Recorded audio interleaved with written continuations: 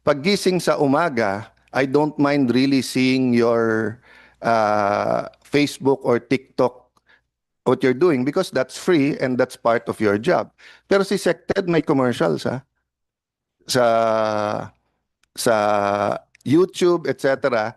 So when I looked at the budget, 14 million sa secretary office. So sabihin mo nang pwede kasi pwede ka mag-promote, di ba? Pero may 1.4 billion pala to promote health. Pero pag tinignan mo yung isang commercial niya, he's not promoting health. Akala ko nga na-appoint siya sa MMDA kasi ang sinasabi niya, wag uminom at wag mag-drive and then wag mag-text at wag mag-drive. Eto si Sected na nagpapaalala sa iyo. So ang pagkaalam ko, ang election is 2028 pa and ang pagkaalam ko, hindi naman siya MMDA or LTO. Ang alam ko, Secretary of Health siya.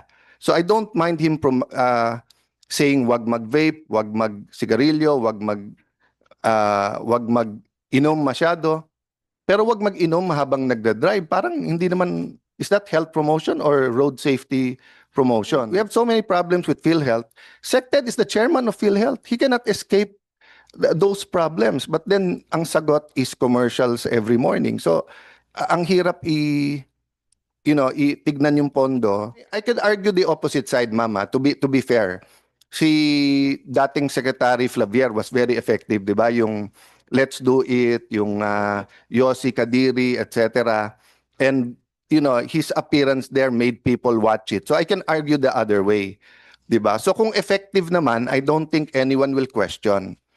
So kung may commercial tapos maganda yung produkto, okay. Pero kung may commercial pero on the ground, problema, parang may disconnect. Lagay na lang natin sa bakuna yung 1.4 billion. No?